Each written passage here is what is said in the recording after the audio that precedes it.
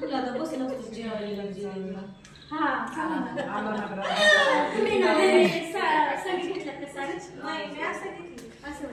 पवारताई छान आहे हो. कधी घेतली ती? काय साडी हम्म. ही त्यांच्या भावाच्या वास्तुशांतीला लय छान आहे. छान वाटते तेच म्हणते. मस्त आहे.